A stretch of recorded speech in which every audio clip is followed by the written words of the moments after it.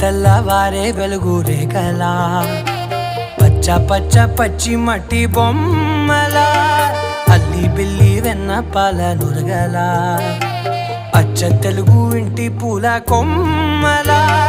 దేవదేవుడే పంపగా ఇలా దేవతే మా ఇంట అడుగే పెట్టెనంట బ్రహ్మ కళ్ళలో కాంతులే